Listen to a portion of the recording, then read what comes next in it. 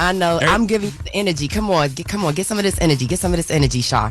Let's talk about it. Thousands of people gathered in Selma, Alabama yesterday to mark the 60th anniversary of Bloody Sunday. That was the day in 1965 when civil rights demonstrators were attacked by police in a clash that shocked the nation and galvanized support for Voting Rights Act of 1965. National Urban League President and CEO Mark Morial, he spoke at the event and says that many of the people are concerned about the recent job cuts implemented by the Trump administration, and it's also renewing concerns about civil rights. Let's hear more from Mark Morial.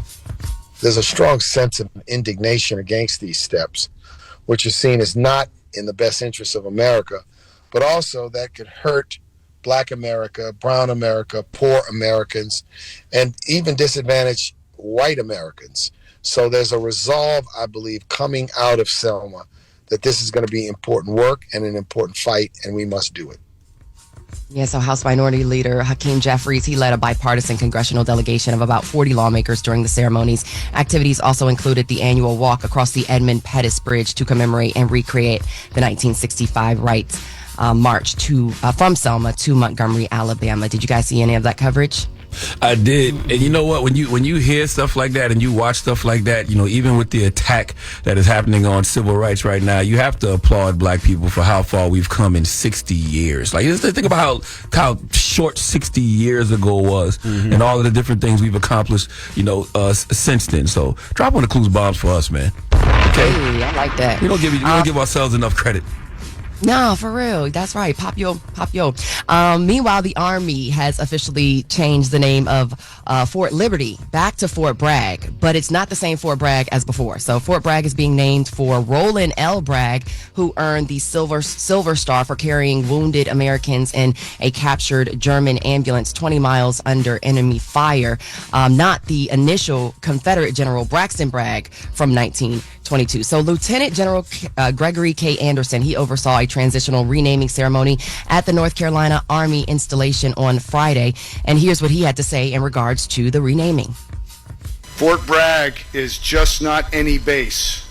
It is our nation's premier force projection platform. It is a culture of toughness and war fighting, and it is a way of life.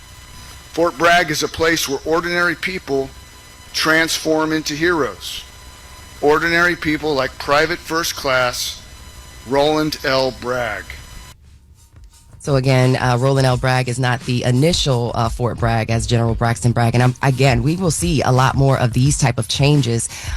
Luckily, they named it that way, but at the same time, you're going to start seeing a lot of more reversals. For example, in Washington, D.C., Black Lives Matter Plaza near the White House is being replaced. The D.C. Department of Transportation will start working on that today, and the work will take about 6 to 8 weeks to complete. The decision to paint over the mural was announced last week after Republican Congressman Andrew Clyde of Georgia introduced a bill to withhold funding from D.C. if it wasn't removed.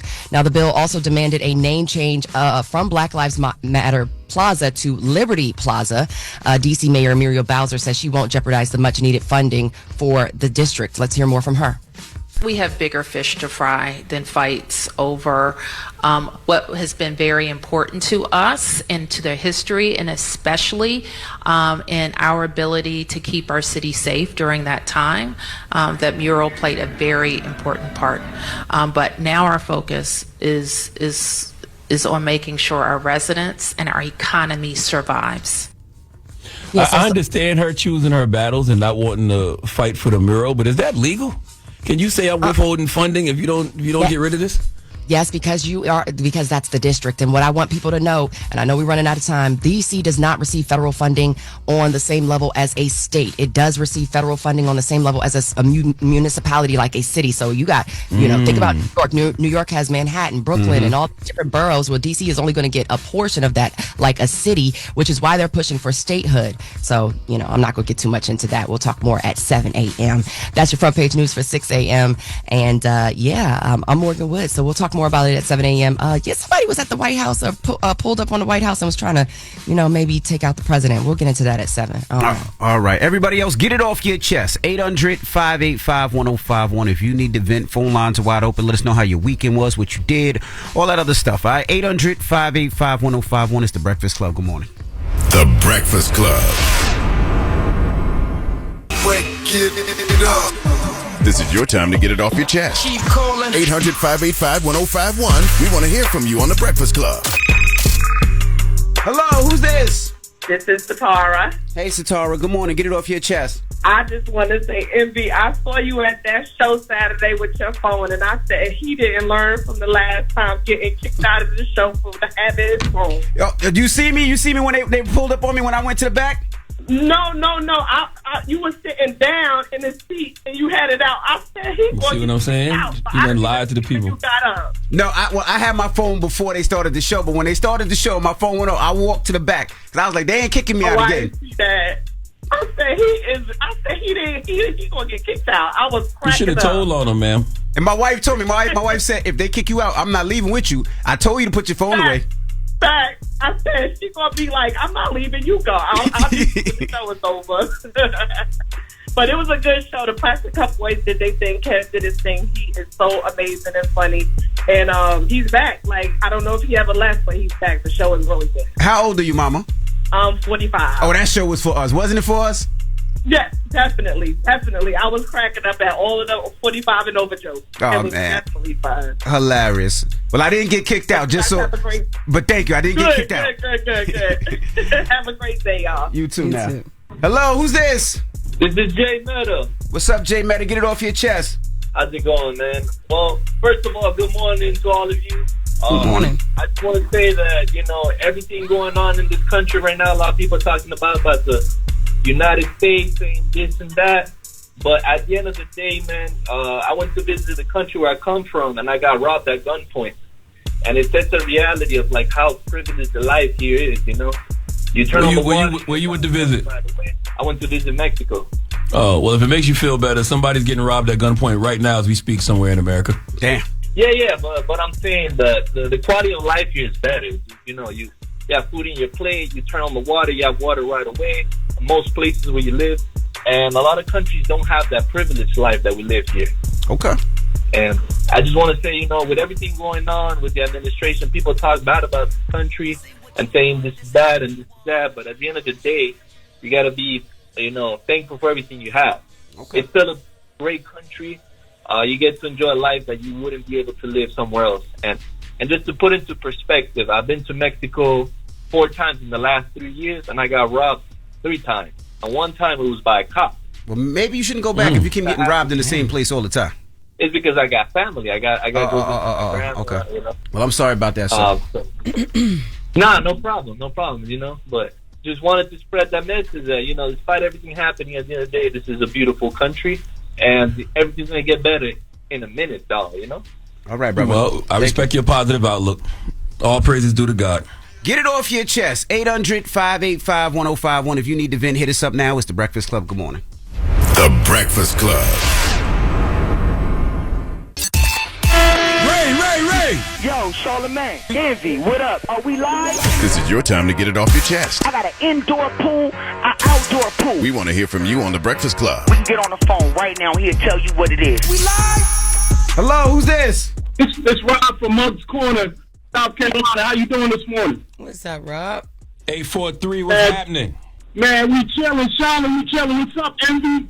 Hey, I called to see if Charlotte knew that the Berkeley girls won the 5A state championship over the weekend. I did. Congratulations to the Berkeley Stags women's basketball team for winning state championship this weekend.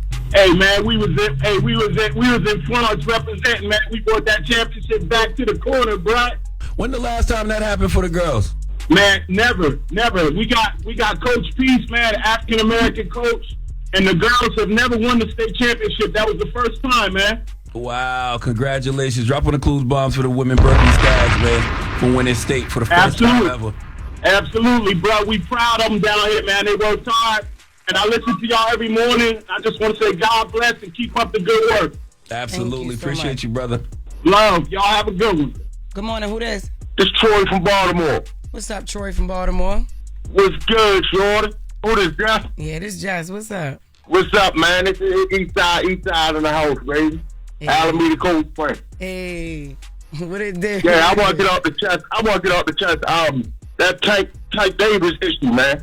What's up? Tank Davis, he need to stop playing with Coach Calvin, so Coach Calvin put his hands on him. What'd he do? He was running his Playing mouth? with who? That's why he got that draw, man. He had Barry Hunter. Barry Hunter is from DC.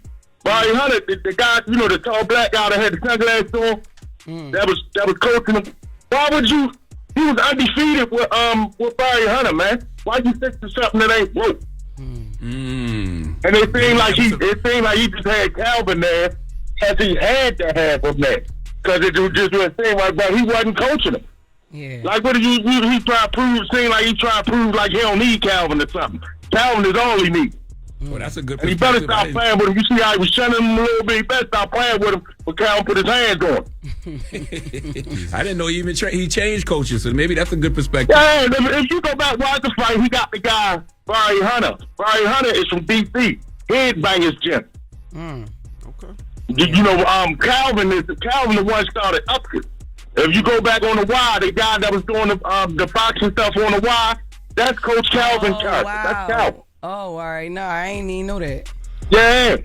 We said Calvin did like 10 years in the joint. Calvin put them hands on Tank Low ass. Yeah.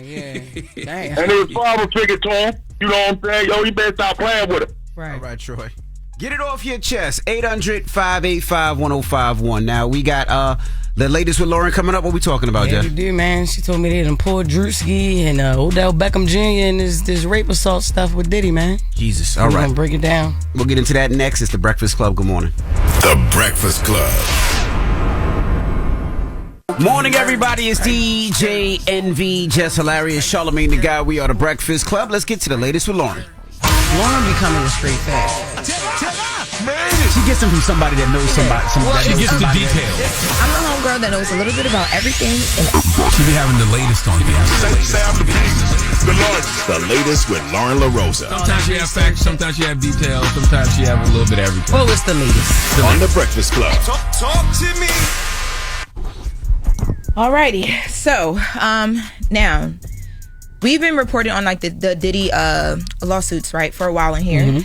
Back in October, we actually reported on a lawsuit that was recently amended, as in Friday was amended to add Drewski and Odell Beckham Jr. And what the woman is accusing them of is raping her allegedly along with Diddy. So back in October, there was a woman named Ashley Parham, I believe that's how you say her last name, and she said that she had met one of Diddy's like colleagues in a bar. He was basically trying to flex on her, FaceTime Diddy, like, you know, to show that he knows Diddy or whatever, and she wasn't pressed. While Puff was on the phone, she says that he overheard her saying, I don't really care about him anyway, jokingly. And she said she was saying it like jokingly, but she accused him of having something to do with Tupac's murder. And she says that he visibly was upset over the phone when that happened. A month or so later, this woman, I guess she still kept in contact with the friend. She agreed to go and help this friend, Diddy's friend, administer some cancer medications that he needed help with at his home. She goes into the home. She's there. They're, you know what I mean, doing whatever it is that I guess she needed done.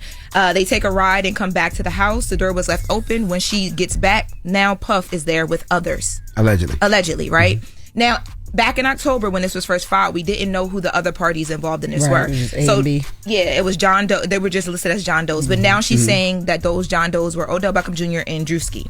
So now I'm bringing us up to speed on what she's alleging that Drewski and Odell Beckham Jr. were a part of. So in this document, she says that Diddy was allegedly forcibly raping her to the point where he even used like a remote to do it at one point in time. And she says that when it comes to Drewski, that Diddy allegedly instructed another defendant who was Doe to also rape her. And that defendant has been determined to be Drewski. Instead of immediately raping the plaintiff, the woman, Ashley, is alleging that Drewski doused her with more oil and lubricant and then jumped on top of the plaintiff naked with an oil body, treating it like a slip and slide and knocking the wind out of the plaintiff due to his enormous size. Who believes this? Jumped on her? That's what she's alleging happened, yep. And then she's saying that Drewski caught himself from sliding over the plaintiff's oil body and off the bed, and then he began raping her, allegedly raping her vaginally. Now she says that while this was happening, Puff was, somewhere off in a chair in the room watching and pleasuring himself. He was also recording as this was happening as well too. So these claims are, you know what I mean? Because she's saying that this was like a violent rape, like to the point where when she was up and trying to leave, it took her a minute to kind of get herself together. But there's a lot to this. Even in the beginning of this in October, when she first alleged it, she said that like on her way out, she went to the backyard and these people were in the backyard still. So she was trying to figure out how she was going to leave.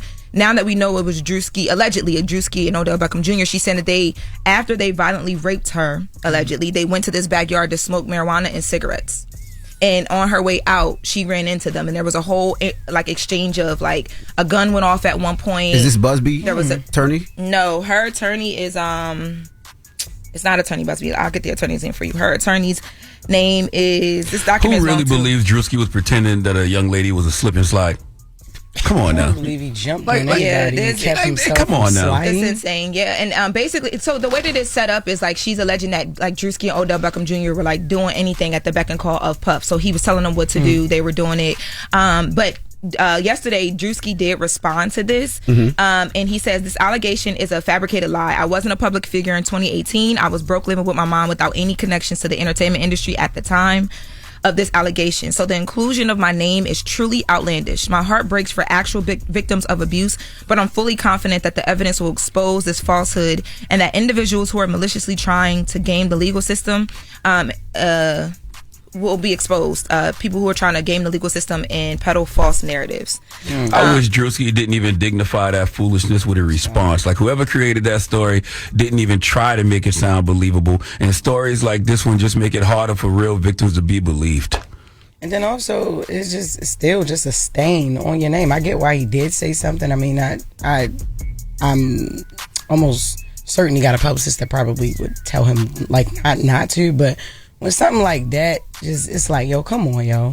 Like, yeah, I think that was the biggest thing. He got a lot his brand deals and stuff like that. I think you know what I mean? The thinking behind releasing the statement was like it's moving already, and if you don't say anything, it grows bigger. But right. I mean, well, when you say something, it grows bigger. When Drewski actually says something, that's when it becomes a real story. I think for me, when I saw it, I thought it was fake. Like I went. It's still a lawsuit because it is fake. But no. It's a lawsuit. I mean, like I didn't think that it was an actual lawsuit that was filed. I thought someone created paperwork, because it was only circulated on Twitter. There were no outlets that it picked it up. So I'm like, this paperwork has to be fake. Like someone had to have made this up. Then I went on the online system where you could pull the filings, and I saw it, and I was like, oh, okay, this is real. Because it just seemed the claims were like so outlandish, and then I also was able to speak to some attorneys and things, and I'm like, okay, no, this is real. Yeah, like, I get why he said something. Happening. I mean, maybe he shouldn't, but I get exactly why he said something. But the reason why he probably said it because he was like 2018. I'm in my mom's house. I knew nobody, so it's like I wasn't even famous at this time. So of course this is frivolous, but he still is gonna have to get an attorney and pay for it, which is gonna cost him a couple $100,000, which sucks. Yeah. Now because he got to spend money for a lawyer just to prove his innocence because somebody's looking for a quick payday. And I promise you, if people realized how often these civil cases go nowhere, they would stop doing this, because folks do these cases thinking they're gonna get paid, and they rarely do. If more people knew that they wouldn't get no money from this, they'd stop wasting folks' time by filing this foolishness. No, they wouldn't. It's crazy. No, if I was the lawyer and she said Drewski, I'd have been like, yo, you serious? Nah. Like, you really expect me to like fight this for you? And Drewski? The attorney, I know you asked me that, Envy, the attorney, her name is, I believe I'm saying it correctly, Ariel Mitchell. Yeah, and she's an attorney. I've heard of her before in like some of the cases that she's worked on before. So she's not new. She's you know what I mean. Like she's not new or whatever. But no, it's not Attorney Busby. So I don't know if that changes anything. But no, I'm just curious. Now, Charlamagne, what you said is not true. The reason it's not true is because people don't have to pay for an attorney, right? A lot of these attorneys are doing it for free, or they'll get a third or whatever they'll get a percentage of whatever they win, and because of that, people won't file a lawsuit. Now, if people actually had to pay an attorney to file a lawsuit, that's not what I said. What I said was, if people realized how often these civil cases go nowhere and they don't get paid, they don't win these cases. They file these suits. They file these suits with these frivolous claims, and they go nowhere. If people, two things: if they didn't have to remain anonymous, if they had to actually put themselves out there and say, "Hey, my name is such and such," and they realized they wasn't going to get no money from these cases, they wouldn't file them. They wouldn't waste their time. She's out there, and she's been out there since she first filed. And I will say, Ariel Mitchell, we will remember her because Diddy's team, when they filed the $50 million defamation lawsuit, it was against Courtney Burgess, who was a music manager And then the attorney, Ariel Mitchell, who's also filing this. So she's kind of been... Oh, that's the victim's name? What's the alleged victim's name in this case is Ashley Parham, but I was talking about the attorney because she's been involved in a few other cases that I am familiar with. So I'm just, letting Envy know who that was. But people are only doing this stuff because they think they're going to get some payday. money. Yeah, of course. If they knew they weren't going to get no money, if they knew how slim the chances were of them getting paid, they wouldn't file these cases. I still don't think they would care because it's costing them nothing. Like, it really costs them nothing. They can go to an attorney and an attorney is doing all the work for free, pretty much. But if they actually had to pay an attorney and money had to come out their pocket, then they wouldn't do it. Yeah. Then they wouldn't do it. But if attorneys are willing to do it for free, it'll continue on and on and on and on. Well, I will say, I'm sorry. Go ahead, Charlotte. No, I was going to say they really need to change the laws in this country, too, because you should not be able to make those kind of claims just because you feel like it. In fact, claims like that should only be allowed to be made criminally. And after someone makes the claims criminally, police should have to investigate the claims before they decide it's enough to file charges and arrest someone. But these wild, salacious claims in civil suits, they should be illegal, man. And OBJ hasn't directly responded at all. He had posted some things prior to, right before this dropped, talking about God has him covered. He's forever grateful. Pictures of him and his son. I think that was just an ironic thing. That Random observation though. Look really good, Lauren. Thank you, Jess. Like crazy. I appreciate that. Your hair, makeup, look cool. Look good. That's a random observation. Thank you. That's some positivity and all this mess. Yeah. Yeah, I just wanted to say that real quick. Appreciate that. We work hard to look good. You sick, Jess? Yeah. No, my voice is almost gone. Why you answer that? Because she's nice? Had 4 shows. Because I told her she was sometimes good. you're a little blind when you get sick. You can't see things. All right, and that is the latest with Lauren. Don't worry, I got you. Wow. And when I set up that ride along, they riding right to your house. See? Keep playing with me. I've been told you what to do, Lauren. Yeah. Send ice right over there. Don't worry, I'm gonna call the people. I'm gonna call them. All right, when we come back, we got front page news. So don't go anywhere. It's the Breakfast Club. Good morning. Wake up. You're locked into the Breakfast Club. Morning, everybody. It's DJ Envy, Jess Hilarious, Charlamagne the Guy. We are the Breakfast Club. Let's get in some front page news. What's up, Morgan? Oh, hey, Envy. How you doing? I'm good. All right, cool. Let's see if we could all wake up just a little bit. Y'all, did y'all know that the U.S. Secret Service agent shot a man near the White House over the weekend? I heard that. I also heard they got the word. They knew he was coming, Paul. Yeah, somebody dropped a dime on him. Yeah, so the agency spokesperson says the agents confronted a man about a block from the White House, from the West Wing. The man allegedly pulled out a gun before being shot. He was taken to the hospital in unknown condition. Now, the Secret Service was reportedly notified by local police who said the suspect traveled from Indiana and was suicidal. So again, like you said, they already got it to him. President Trump, he was at Mar-a-Lago at the time of the shooting, and D.C. police have joined in on the investigation, which is, again, like I said, ongoing. So I'll keep you guys posted as to what comes about with that. Speaking of President Trump, tariffs.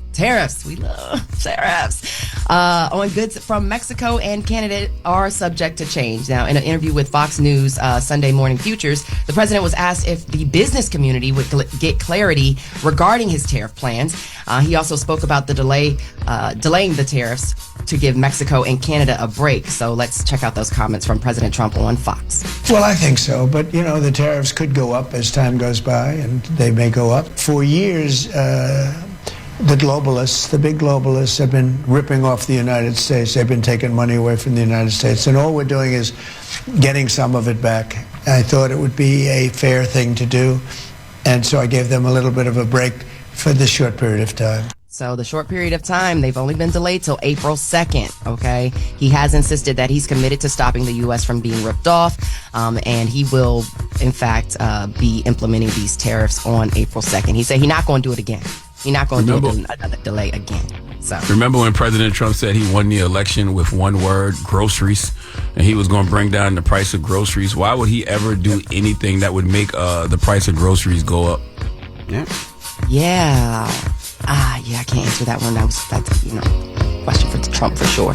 But let's get into some foreign affairs. President Trump's envoy for hostages says Palestinian militant group Hamas is open to a peace deal with Israel where they disarm and give up their political power.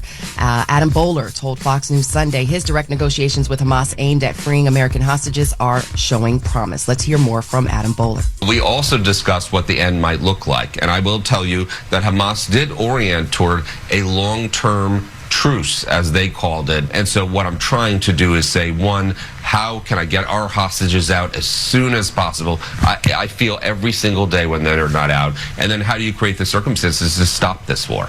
So he went on to say that he's keeping Israeli officials informed on the progress of the talks as well. In the event that a truce is reached, Bowler declined to say what concessions Israel might have to make or whether a ceasefire would lead to the creation of a Palestinian state. Also, I think it's important to note that these negotiations and these ceasefire negotiations are happening during Ramadan. Well, moving on to other foreign affairs, U.S. and Ukrainian officials are planning to hold peace talks in Saudi Arabia this week. President Trump's special envoy Steve Witkoff addressed the coming discussions while speaking to reporters last week. Let's hear briefly from him, Steve Witkoff.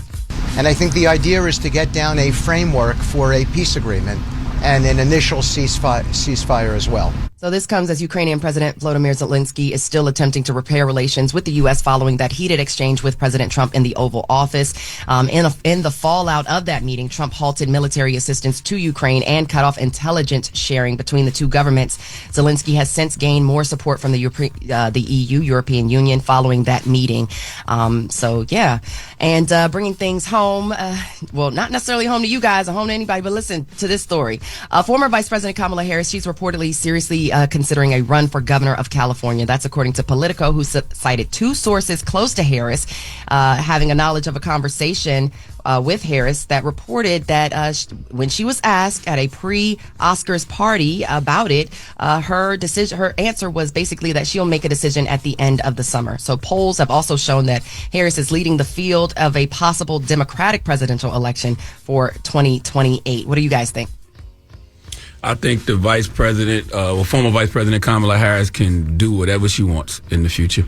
You know, she's created that kind of, lane for herself. So whatever she chooses to do, she can do. If she wants to run for governor of California, she can do that. If she wants to run for president in 2028, she can do that as well. Who's stopping her? Nobody's going to stop her, but I mean, do you think she could do it in a sense that, well, obviously you said she could do it, but I'm just saying, do you think it'll actually work out for her? You think she can win is the question. Oh, I think she could win governor of California for sure. As far as president, I don't have any faith in any Democrat until they get their messaging together for 2028. Oh, it sounds like we're probably going to talk more about that later, though. You guys got Congressman Al Green on the show, right? Mm-hmm.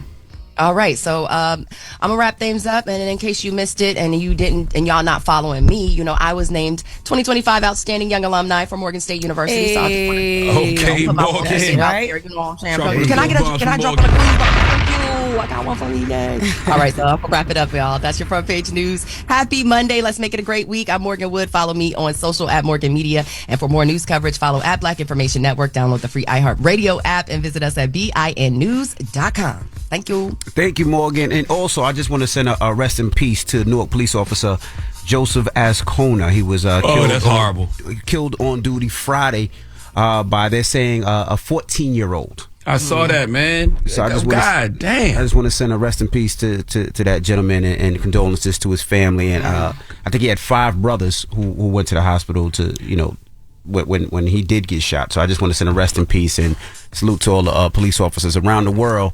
Question, was it a targeted hit or was he doing a random stop? Like what happened? And what the hell, a 14-year-old? Yeah, they made it seem like, I guess they got a call and they said as soon as the 2 officers stepped out the car, they were hit with gunfire. Both officers were hit. Joseph was the one that passed away, so that's horrible. They're getting more and more details out now. Man. Absolutely. All right. Well, that is front page news. Now, when we come back, Andrew Schulz will be joining us, so don't go anywhere. It's The Breakfast Club. Good morning. The Breakfast Club.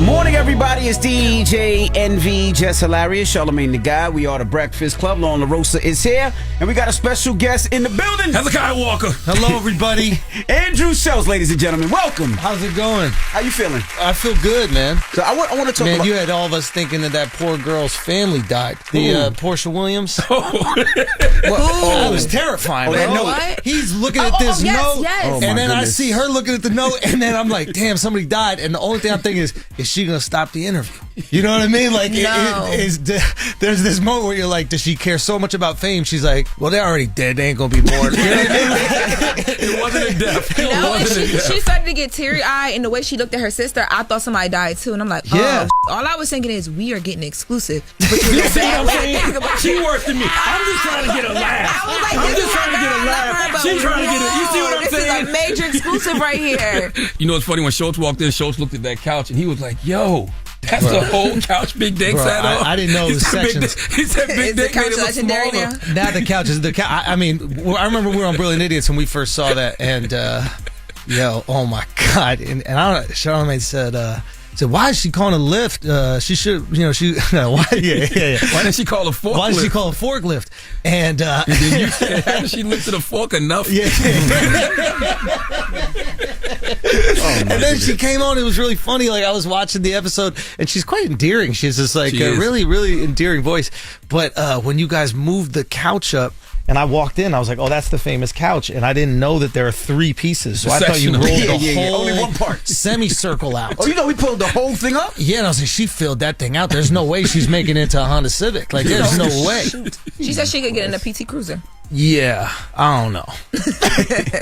Yeah, maybe. Well, God bless her. I wanted to know, with this day and age with comedy, right? Yeah. We recently seen Damon Wayans said he's not going back out on the road because they will cancel you for everything. Oh. But you are somebody that don't give a F what you say, what people think, and why is that? Yeah, I don't know. That's a good. I don't know why I don't really care, but I think that the days of canceling are done. Like, I think it's changed. I think the kind of like pendulum is swung, and I think people kind of have a sense of humor now, or they feel like less effective in their ability to cancel. I think you don't care because you threw what could have been a Hail Mary. Or it could have been a well-coordinated play. It turned out to be a well-coordinated play. Yeah. Because when Hollywood, there was a period, and I remember this vividly. I remember one time Andrew comes in the studio, and Andrew was saying how his agent told him that Hollywood does not want white, straight No, they tried male. to gay me. White straight male, so they They wanted you to be gave gay? me. They gauge you? Yeah, they gave me. Charlamagne Man. tries that what's that every mean? day with me. Like, They they wanted gave you to me. try dating men? Or they treated you. They gave me, and they made my character gay. I remember the guy who it was his show. He put me in the show. Paul Reiser. Remember Paul Reiser? No. He was making $1 million an episode on his show on sitcom back in the day, and we were doing the show. I think it ended up on Hulu.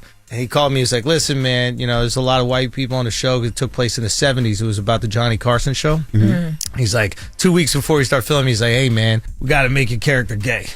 So he was like, how gay? And I was like, why do we have to make it gay? And he's like, it's just a lot of white people on the shows. We got to find a way to mix it up. They made one guy crippled. That was the most hilarious That's thing. DEI too, though. I know, but it was like they couldn't make us all gay. So like one guy got to be crippled. Yeah. And I was like, why don't you ask? Do you know what I mean? I'd rather be limping around than butt. You know what I mean? So, and that's funny though. You get butt and you the we blood. both limping. But they're still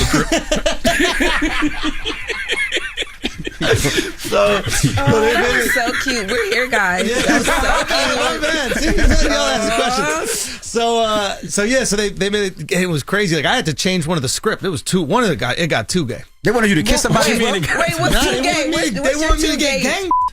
Damn. No, like they had so they had like this one script. I got it on the day. They're like, yeah, it'd be really funny if you were like walking into this room. There's 3 guys behind you, and I was like, man, let me tell you what's not gonna happen.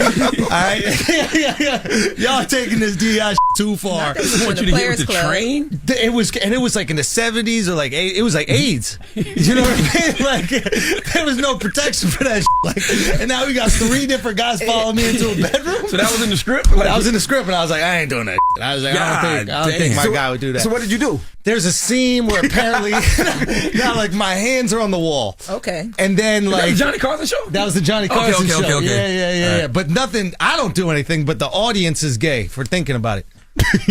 Y'all are gay, not me. I just had my hands on the wall. But all I was simply saying was there was a point where Andrew was like, look, I'm going to go out on my own terms. Yeah. You know what I'm saying? So if everybody's going this way, I'm going to make the kind of comedy I want to make. Yeah. And if it works, it works. If it doesn't, it doesn't. But it ended up working. I did. My thing was this, like, I saw a lot of people kind of watering down their for what the TV networks were putting on. I got empathy for the people that work at the networks, too. Like, you got a kid who's in private school, you want to build a pool at your house or whatever. You're not trying to lose your job because I want to make some crazy joke. So, but it felt watered down, and I didn't want to change the comedy. So I was like, where can I put out the comedy? And honestly, like having the pod with Charlamagne, and we're putting out like Brilliant Idiot stuff, and we're saying crazy jokes, and like people really seem to like it. And I was like, I think there's an appetite for this online. I saw your guys' success, like just seeing your guys' show kill it on YouTube. It just kind of reminded me, like, people are consuming stuff on YouTube. They're consuming high quality content, long form. Yo, what if we just started putting stand-up out there? And I think knowing that there was this place for it made me feel way more confident. I didn't really care if it was like on a network. I just wanted to do the comedy I wanted to do. And you pissed a lot of people off. You ever got threatened? Yeah. Diddy or does he? He's current. No, I meant Diddy. I was saying Diddy. I was thinking Diddy. But I was asking, have you got threatened to a point where you was like, I got to chill out? Because you go at anybody anyhow. I got punched on stage. I used to get beer bottles thrown at me. Can you fight? I mean, hands. You box. Used to box. Yeah, I used to box. Like I wasn't like, but I'm not like some like try to fight everybody tough guy at all. But it's like box and do Pilates. Yeah, there you go. That's So better. white, Yeah, too. yeah. If we're organized and we're in a ring, I'll probably you up. If we're on the street, and I'm like, I don't really want to go do all that. But yeah, I used to go through that kind of stuff all the time. But I just wasn't really funny enough back then. That's the way, like you have the ideas, you just don't got the skills to execute it. It's not silly enough yet. And then eventually, I think you could develop the skills, and then you could say even wilder jokes, but in a way where people find it kind of funny. You talked about the censorship era being good for comedy because it set like certain boundaries, like what not to touch. Oh yeah, or whatever. we got to be naughty. Yeah, but so having those boundaries, and then you look back at your old tape, you weren't as funny, so you had to develop. Yeah. So you have like there's a whole system behind you of like you sit and watch your highlight tapes and you use all of that to. Yeah, kind of, I also think censorship, like in a weird way, I don't believe in censorship, but the fact that it exists makes you have to be sharper. We're in the era of you could say anything right now, and comedy will probably get a little bit more like absurdist and irreverent because you could say anything, so there's nothing that's like too edgy. Does that make sense? Yeah. So now comedy usually gets like a little like weird and out there. Like remember Zach Galifianakis? Remember him? Yeah, two ferns. God. Yeah. I used to love him. Yeah, no, Zach's great. Between Like two ferns. that type of comedy where it's not like here's a political take, but it's more like he's a character and it's a little weird. That type of comedy gets popular when you can say anything. And then when censorship comes back, usually the guys like a Chris Rock. I mean, just these like historic figures. But that's why I think well-crafted that's why the Life special is actually special, because well-crafted jokes have to make a comeback now because we live in a world where everybody just says any old wild shit. Yeah. But what's the joke? How are you packaging it? I agree. You know what I mean? Yes, yeah. And people will give you that liberty. Like if it's good, if the joke is good, they'll let you rock with it even if they don't like the topic or even the opinion. They they're like, oh, okay, I know what you were trying to say. Also, the Life one is just like so personal and it's so vulnerable. I think I get a little leeway with the other.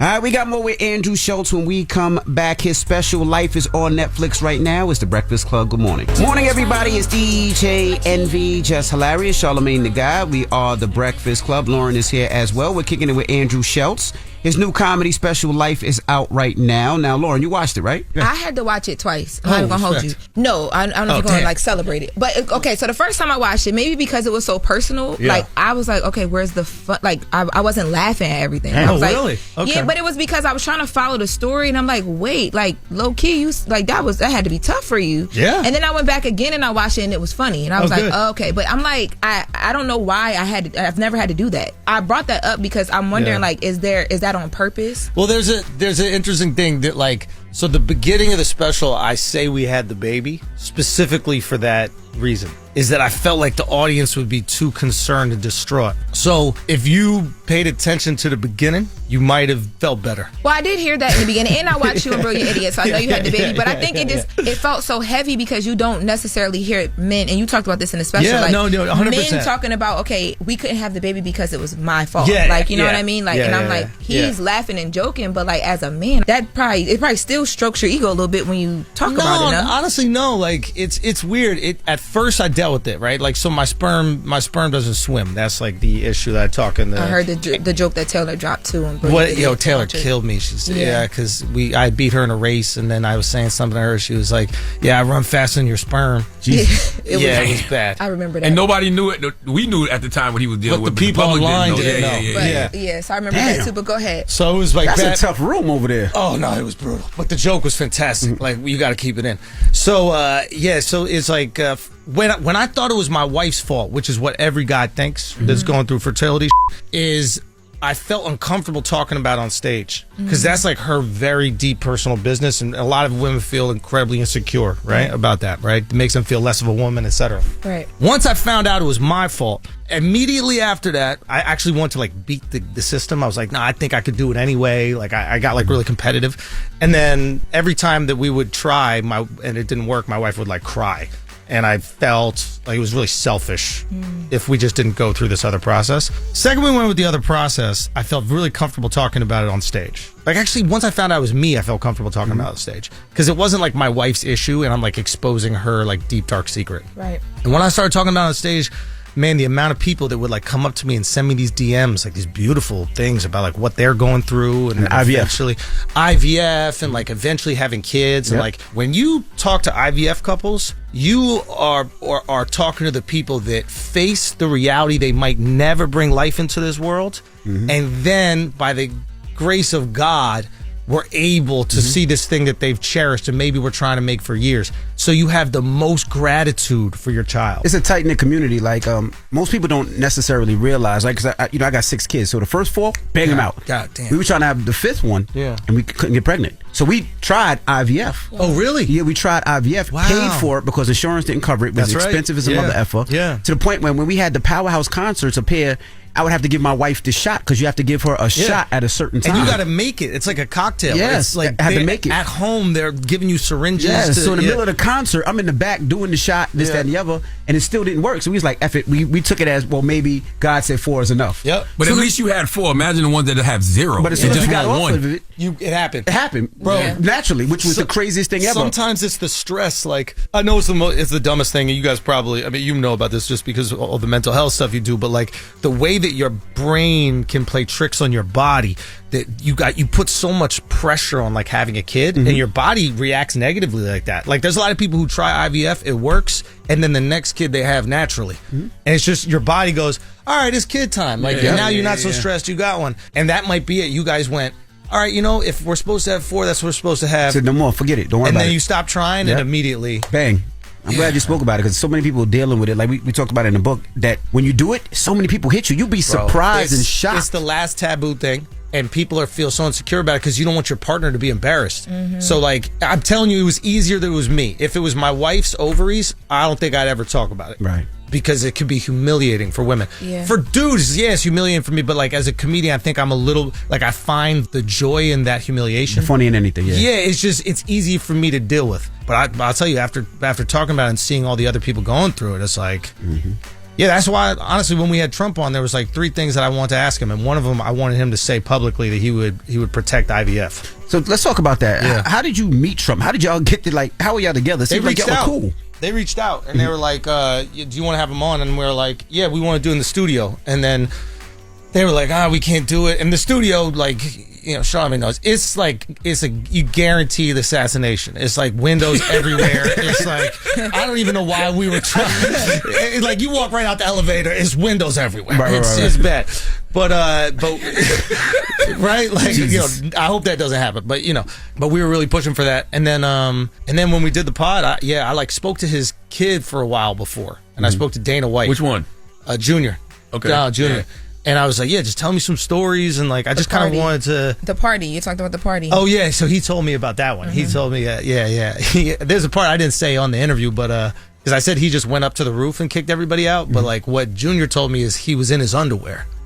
So like just imagine Trump in his underwear. No, Junior. For the people who haven't seen the interview, Schulz in the group, they talk about Donald Trump Jr. had a huge crazy party. Yeah, and then they had to throw everybody out because Trump found out about the party. Well, he wasn't supposed to be back. Yeah, he wasn't supposed to be back. It was kind of like something on like a movie. Yeah. Like dad comes home, but he like never mentions it. Yeah. So Trump Jr. is like almost like it didn't happen. Exactly. But we didn't know he was in it. his underwear. So that party got real crazy. Yeah, that was the first time he addressed it in like 40 years or something like that. He never addressed it with his kid. There's a guy in this room, a young black male, who said he watched Trump on Flagrant, and he goes, that Flagrant interview is going to get Trump elected. That guy that you're talking about, he's been MAGA for a while. No, I'm not I just want to let y'all know. He was waiting for that moment. I felt the same way. That was the first time I looked at him as like a person. I was like, why am I like? I was like, oh my God, he's a granddad. He cares about his kids. Like, ugh. But it was like y'all made him. He was having a good time. So it's Schulz's fault, basically. Yeah, it's my fault. It's your fault. That and the commercial where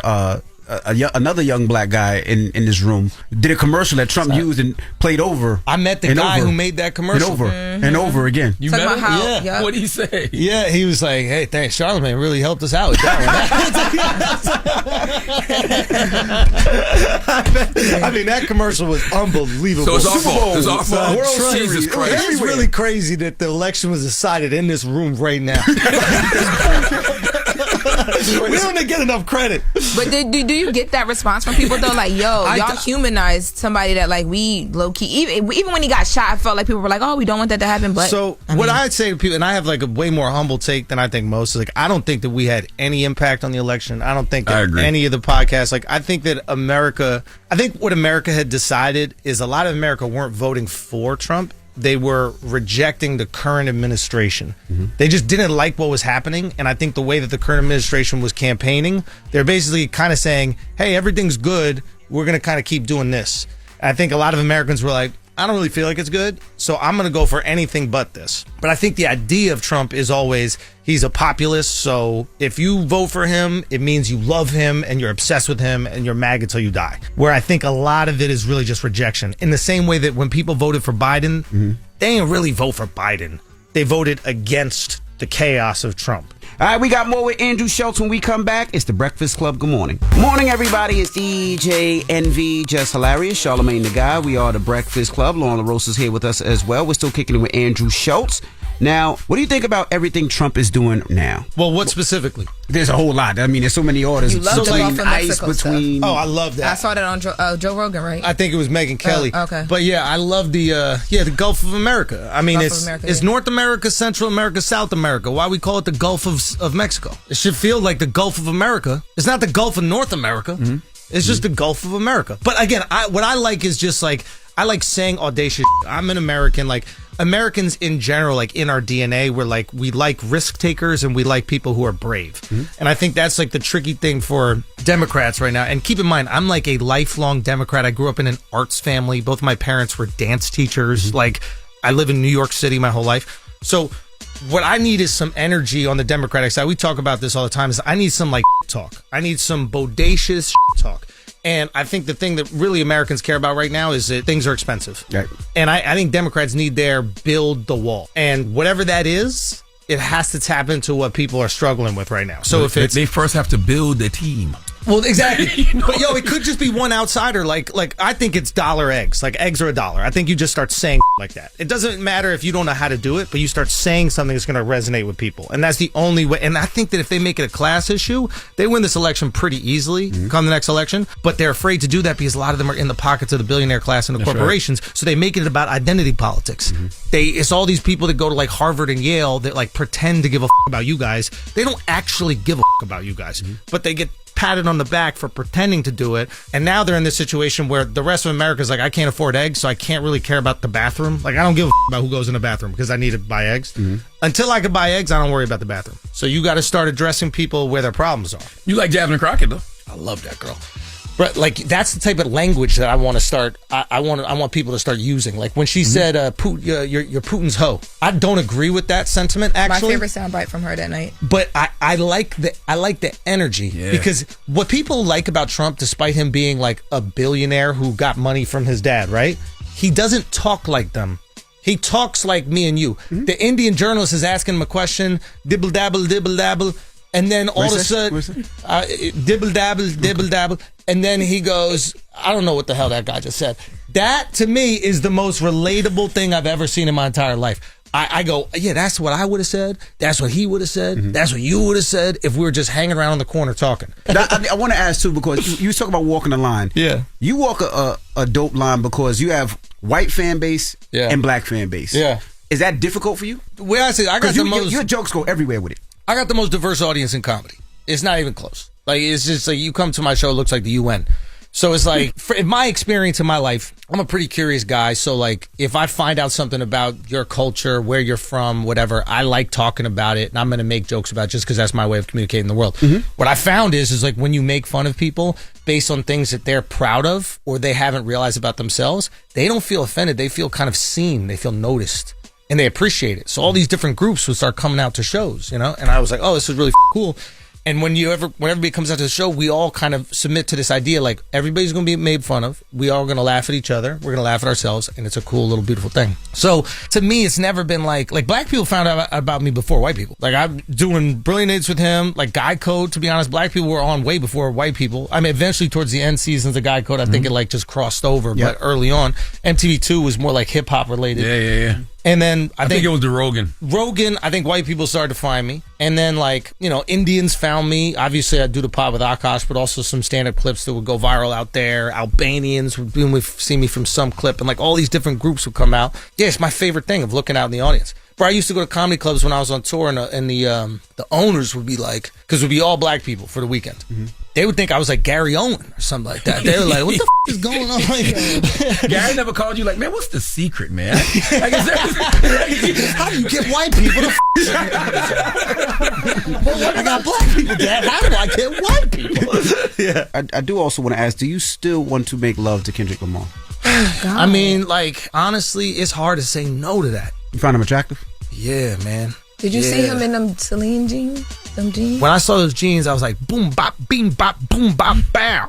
You gotta stop. Cut it out. Stop. Why you even ask him that? Stop. For real. No. They were really upset about it. I know it was a joke, but bro, why do you think people got so upset people made about that? Raises him so fast. I'm just saying he's little. Like, I hate having to explain jokes. He's itty bitty. So why is he telling he's gonna kill my friends? The biggest thing about this whole that I didn't even care that he said the about like me not saying jokes. Like, that to me is like a million people have said not say jokes. The next line where he goes, and to the N-words that coon and the N-words being groomed, slide on both of them. What does slide mean to y'all? Take you out, but that's because, I mean... Hold on, ain't no explaining here. If you an enemy, if you say kill my friends, everything after that is fine. You took it there. If you say kill my friends, because a lot of people thought that was Charlamagne and Alex Media. Mm-hmm. So if you go the next line, you tell your fans to kill my friends... You getting made love to. Listen, I appreciate my friend trying to stick up for me, but I don't think he was talking about us. No, I don't think it's about Gary. But how are we supposed to know? How we know he wasn't talking about Gary Owens? That's a good thing. point. First of all, ain't nobody. We don't know. That's a good. Whoa! Let him know. Y'all Gary was the first person to jump out. I'm not about to twist that. Gary was the first person to jump out. In that moment, we knew exactly what he was talking about because I heard it and I knew exactly what he was talking about.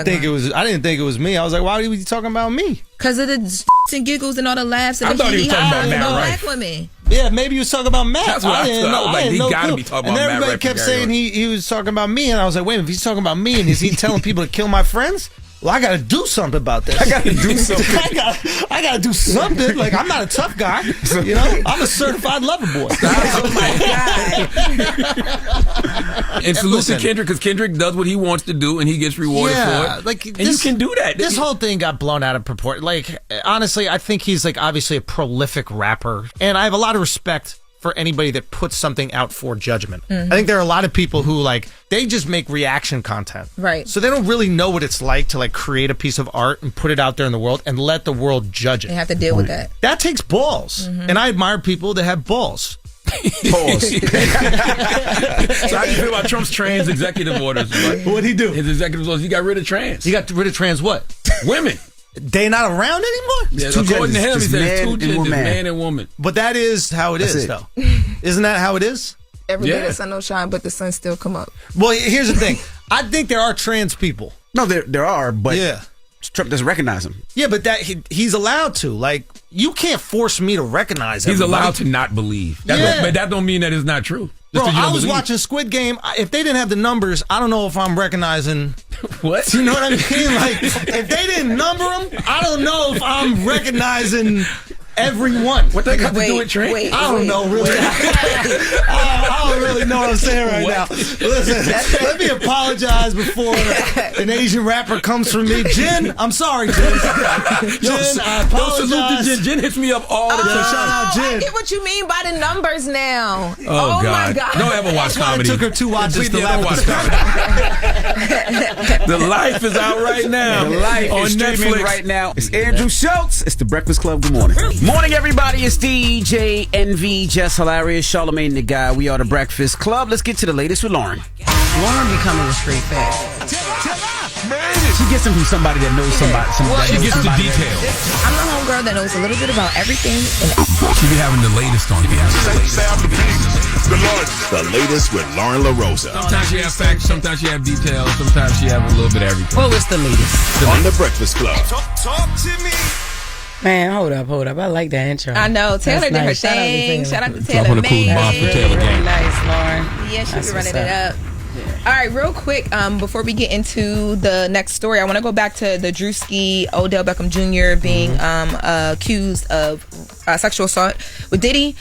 Odell Beckham Jr. did respond to Drewski's tweet, so I wanted to make sure that we got this in. And Drewski's tweet that I'm referring to is the statement from Drewski that we read in the last hour. And Odell said, he's talking to Drewski. He said, "Boy, I'll tell you what, this world makes absolutely no sense. I am covered by God. He will prevail. I know who I am. I know who you are." Talking to Drewski. "Keep your head. That name will be cleared." And then he called the whole thing stupid. So I did want to make sure that we mentioned that because I said that he hadn't directly responded. And that was an update on that. All right. So moving on. Some confrontation. We had talked about Stephen A. And LeBron running down on Stephen A. Smith sideline at the game. Well, Stephen A. went on First Take and the Stephen A. Smith show to talk about what actually happened. Now, first, let's take a listen to what LeBron actually said to Stephen A. Smith because people were trying to figure that out for a minute. I even seen a couple voiceovers. Yeah, let's take a listen to Stephen A. saying what LeBron actually said to him.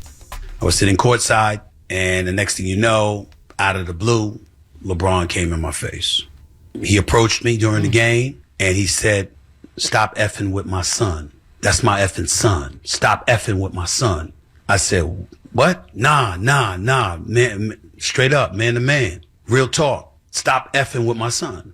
And I saw how furious he was. And I said, "We can talk about it later." "Nah, F that. Stop effing with my son. That's my son. I said, "All right, dog, fine." And he walked away. Yeah, so just to clear up what we thought was said, I mean, it's to the effect of what people kind of thought, but those were the exact words. Now, Stephen A. then went on to talk about just the whole confrontation in general, and, you know, how it unfolded. And I will say, when I watched this from Stephen A., I was a little disappointed in Stephen A., and we'll get into it. Let's take a listen to the confrontation conversation. That wasn't a basketball player confronting me. That was a parent. That was a father. I can't sit here and be angry or feel slighted by LeBron James in any way in that regard. By all accounts, he's obviously a wonderful family man and a wonderful father who cares very, very deeply about his son. For the record, his agent and friend, Rich Paul, has my number. LeBron James knows how to get in contact with me if he wanted to. He never called, because had he called and wanted to talk to me, I would have accepted that call. But if we had that conversation, I would have said to LeBron James, "I never would speak negatively about your son. I was talking about you. I have nothing but the best wishes for Bronny James. I wish him nothing but the best. I hope that he flourishes into an NBA star. I don't know anybody who roots against him, and it certainly isn't me." Now, there's one more that I want to play, and then I want to get y'all thoughts on this. So then he talked about like the gist of it, like, right? Like people saying, "Yo, Stephen A., you be coming at Bronny like crazy." He talks about why he actually talks about Bronny. Let's take a listen to that.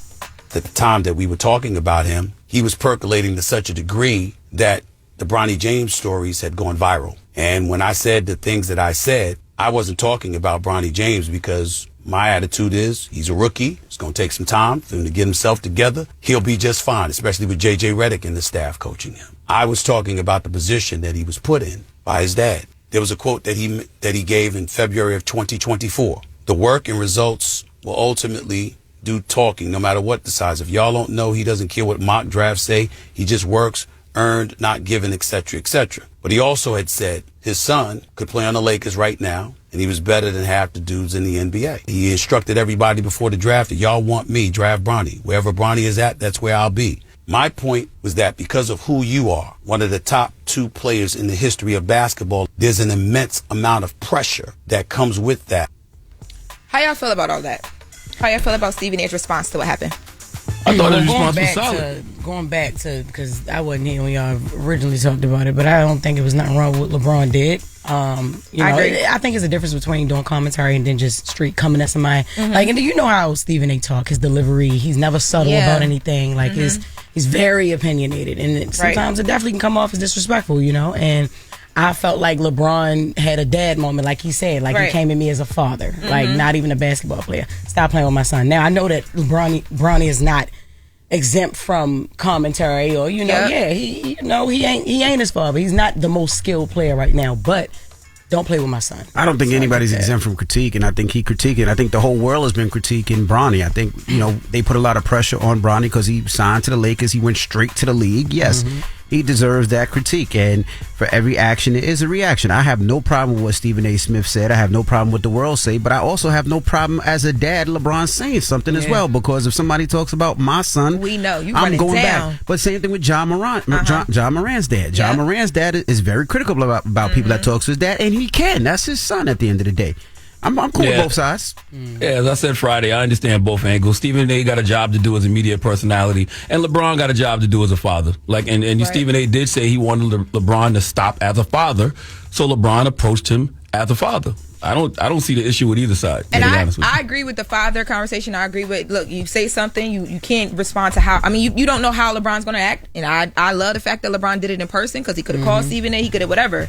You're going to have to see me. I'm down with all that. The only thing I didn't like was I felt like Stephen A. was like back skating away from having an opinion about a player, which is your job. Yeah. And I thought that, to me, that's not what I look to hear from Stephen A. Smith. He doesn't have to be disrespectful. He can say, I respect what you're saying and doing as a father. But I do think you saying, I was only talking about Bronny because of what LeBron said. No, you're talking about him because that's how NBA you feel. Player. He's an NBA player, so that's how you feel. Stand on that. And then also be able to have that. I do think that when you listen to Stephen A.'s critique, his critique was mostly aimed at LeBron, which is why LeBron got pissed off. Because he literally said, as a father, I'm begging you to stop this. And it's like, what did Bron do other than get his son drafted? Regardless of what happens after his son gets in the league, LeBron pushed to get his son drafted, as Stephen A. just explained. Correct. So a lot of his critique was for Bron, but what's wrong with that? What's wrong with using who you are to get your son a job? Nothing. But now the only other thing what I would do as a father, I would make sure my son is the best. Yeah. So when he starts kicking ass, I'm gonna come back and say what you got to say now, Stephen A. Smith. I would prove it with actions. Prove it with scoring 20, scoring 30, being able to guard the toughest people in the league, and then give them the middle finger. So why didn't that's gonna take time. Yeah, it's gonna take time. And I just feel like Stephen A. could have even said that, but to be like, you know what? I'm sorry. I'm gonna leave him alone. He didn't say sorry. It was the effect that he said he was sad by the response of like. But what's wrong with that though? I just a lot of times you get in front of these microphones and you say things, and then you might regret it later. Somebody might approach you. There might be backlash. If that's how he feels and he wants to do that, there's nothing wrong with that. I don't think that there was anything wrong with what he said. Like, I felt like Stephen A. just had a job and he was doing it. Like, I don't see nothing wrong either. But I don't see nothing wrong with what LeBron did either. That's his son. Nah, I get what you're saying. Like the same thing. Like that people used to get mad at Wendy, like for doing her job. Yeah, I mean, but sort of like that. Love Wendy to death. That's my girl. I'm not talking about old Wendy. I'm talking about Wendy, like on the show. Like if people would get mad at her about saying anything, it's like, nah, she is doing her job. Yeah, but she Wendy get a little crazy. She used to put up the charts of the baby moms and stuff like that. Stephen A's was a little bit more not as salacious, but yeah, definitely wasn't as salacious. Yeah. All right. Well, that is the latest with Lauren. Charlamagne, you want to apologize for calling me Dominican all the time when I'm not?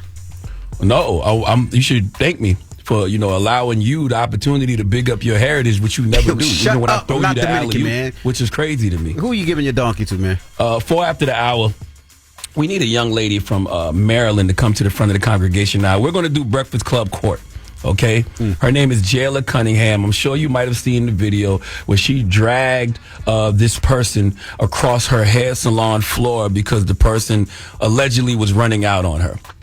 I want to take this to Breakfast Club Court, but I'm going to tell y'all the story 4 after the hour. So I'm going to let y'all decide whether or not she should get donkey of the day. All right, we'll get to that next. Don't go anywhere. It's the Breakfast Club. Good morning.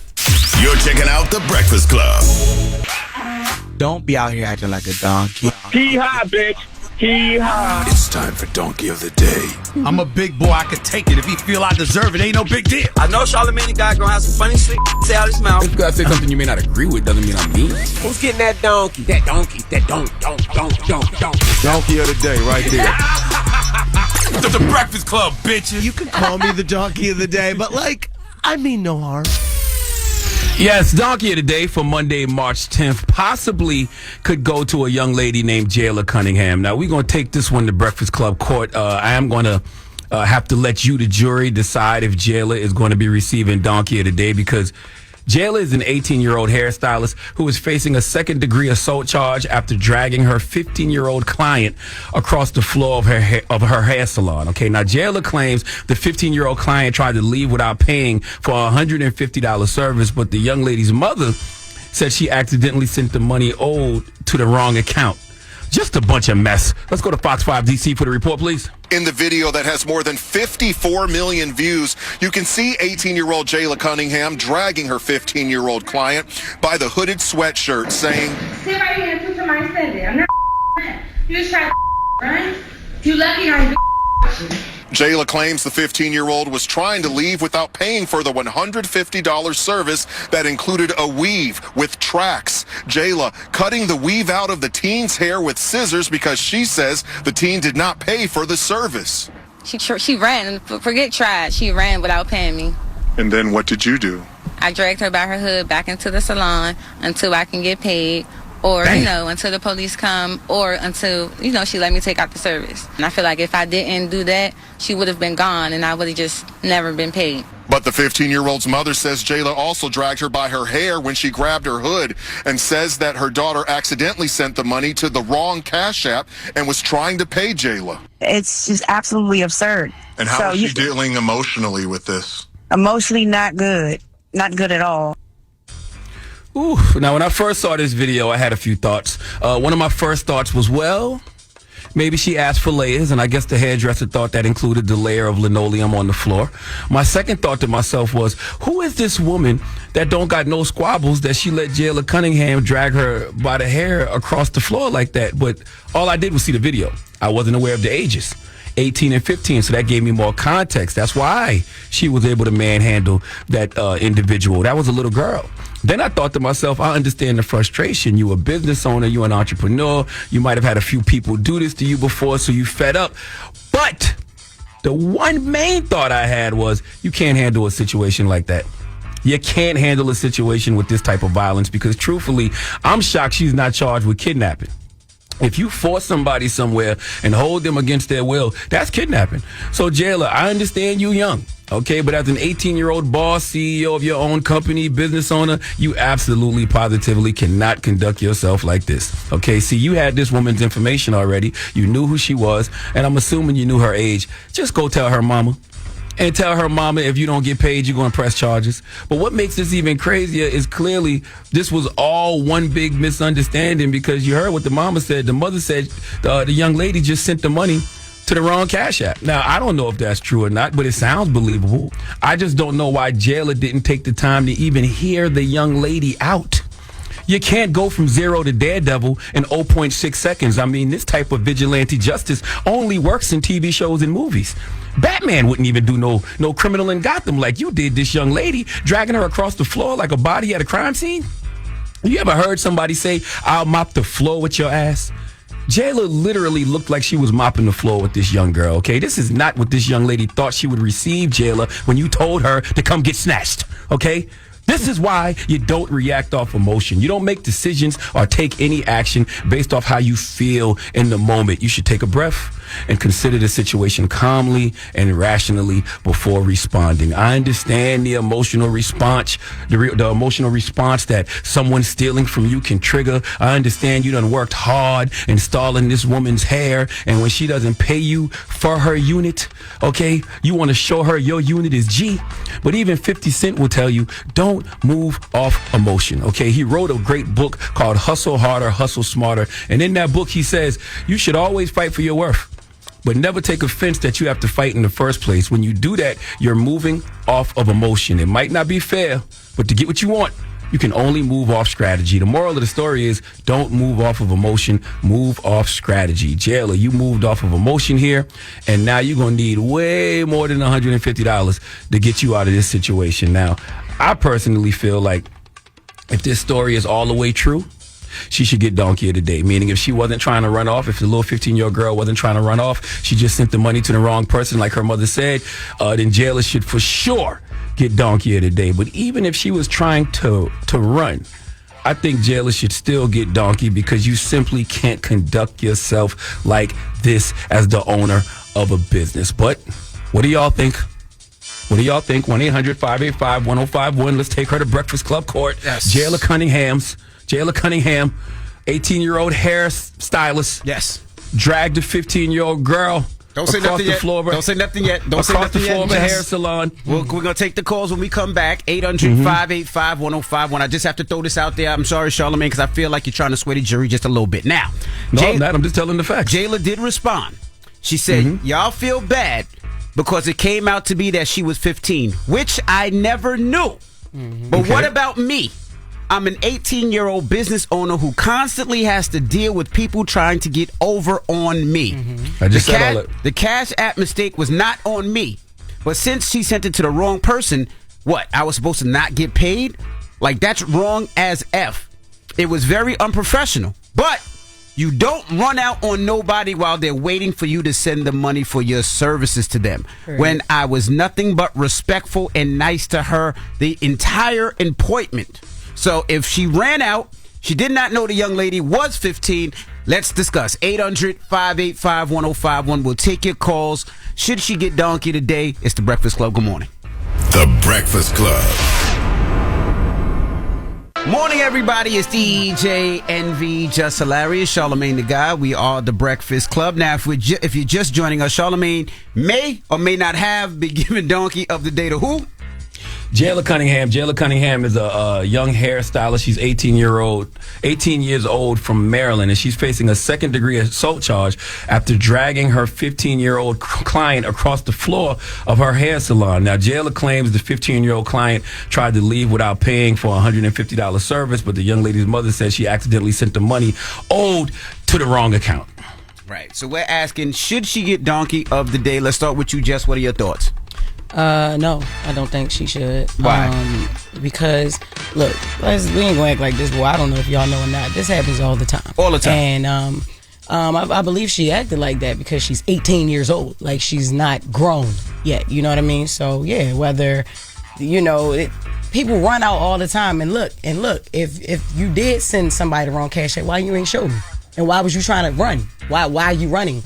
So yeah, they both young. It's just that Shorty wasn't 18, she 15. Right. And she didn't, before she sat in the chair, she didn't tell her, I'm 15 years old. And Jayla also didn't check her ID, because that's on her website too. Like, you gotta be 18 or whatever, but she didn't check the girl ID, but the girl sat down knowing that rule. Like, all right, I'm supposed to be 18. People run off all the time. Right. You got dragged back in. I mean, it is what it is. You lucky, like she said, you lucky I ain't beat your ass. Right. But you got dragged. I mean, that's it. I don't think Jayla's wrong, and I think the mom is wrong too. The client's mom is wrong for sticking up for behavior like that. If the Cash App thing was a lie. Well, I will say this. I tend to agree with you, Jess, and I'll tell you the reason why. The young lady Jayla, who owns a business at 18. Who just did all that work, and how long does it take to usually do those type of breaks? 3 to 4 hours. 3 to 4 hours, and she did not know the young lady was 15. She thought the young lady was 18, right? If it was 15, then it's a different call. But if you're an adult or 18 adult, yes, people run out all the time, and sometimes you got to grab it where the hell you think you're going. That's the main thing. Now, sending to a wrong Cash App, that happens all day long. I sent somebody a wrong Cash App before, but that person still needs to get paid. That's not that person's fault. That's your fault. Absolutely. So do I necessarily think that she should be arrested and charged and get donkey of the day? I don't. I disagree. Right. If she knew the child was 15, then yes, she deserves donkey. But because she did not know she was 15, she thought she was 18, and the young lady ran out on her, I'll say allegedly, I don't think she should get donkey of the day. Charlamagne. Both of y'all are admitting the fact that she ran after the young girl, grabbed her, and dragged her back in the hair salon. So once you do that, you've made a choice, and that choice is actually a crime. I'm actually surprised she didn't get charged with kidnapping. It's crime on both sides. Because whenever you move somebody against their will, that's kidnapping. But it's crime. I'm actually shocked she didn't get charged with kidnapping. But also in that woman's statement, Jayla Cunningham, she said, because you sent somebody the wrong Cash App, that's my fault. No, it's not your fault. But the mother also said they were trying to figure out how to rectify the situation. Yeah, so sit your ass right here while y'all figure it out, because I still need my bread. Don't try to run out. I mean, it is what it is. I don't know if she tried to run out or not. But even if she did try to run out, that does not. She tried to run out. But that don't justify the assault. She got dragged back in. Sure, but listen. You can say that she had the right to assault her, but it's still a crime, yo. I didn't say she had the right to. I said I don't think she. I mean, all right, listen, I'd have did the same.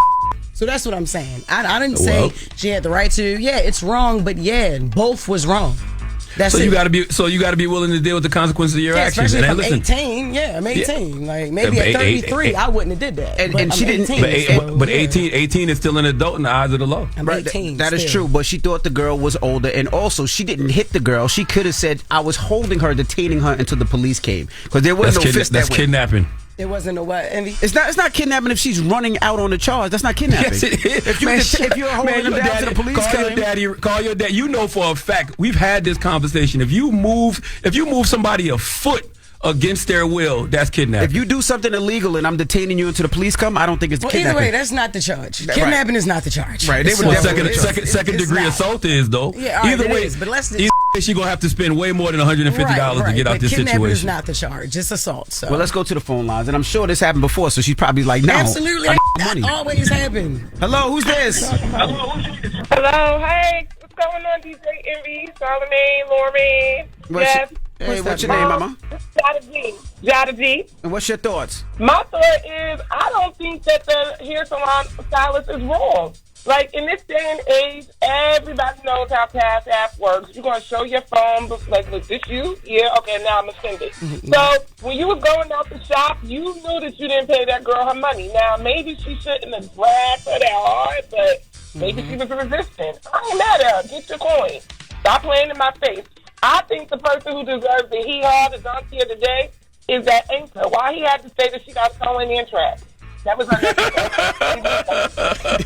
Thank you, John. Goodbye. Wrong person. Goodbye.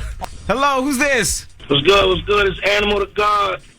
Good morning, Animal. Talk to us. What's your thoughts? Man, honestly, I feel like at the end of the day, the mom should be, you know what I mean? So the mom should be on point. Like, if she felt like, if she felt like it was a mistake, why did she run off? You feel what I'm saying? Yeah, that's she ran off now, I'm sure, because she was 15 and probably scared. She probably been there all day and probably wanted to go home. But the thing is, we didn't know she didn't know she was 15, you know?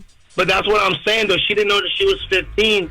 And on top of that, like, she ran off. So it's like you don't hide or lie. You don't lie if you're telling the truth. What you running off for? It's a mistake. If I honestly sent it to somebody else, hold up, I'm gonna sit right here until we get this right. My mother gonna send you this, or we gotta make sure the person sent it back. Something like that. You wouldn't have ran if you did make the mistake. Hello, who's this? It's Ralph Montana, man. Louisville, Kentucky. What's going on, gents and queens? What's up, brother? Talk to us. What's your thoughts? Man, donkey of the year. She don't just get the day, she get the year, man. At the end of the day, if that little girl was running, she wouldn't have caught her. You see guys all the time run from barbershops and don't get caught. And just like they said earlier, Stephen A. Smith and LeBron James. I mean, y'all laughing, I'm serious. Stephen A. Smith, LeBron James, that's a parent.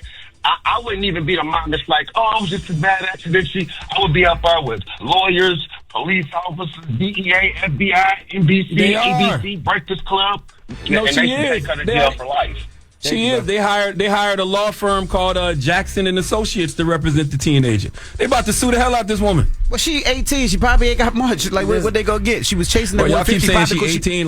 Y'all keep saying she 18 like she not an adult. That's an adult, bro. She is an adult, she's not a woman. She's 18. Like, yeah. That's an adult in the eyes of the law. She's not 21. No, she's not got 21. A bunch of experience. She 18. Whatever. Both of them. That's an adult in the eyes of the law. They both would be in high school.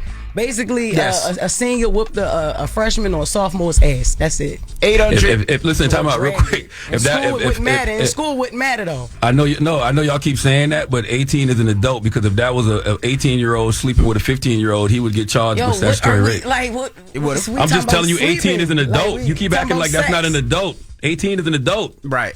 But she thought she was 18. On the thing, it says you have to be 18 to get hair. Now, she should have checked. This is a young girl that started her own business new. She does things that she don't know, and it's horrible.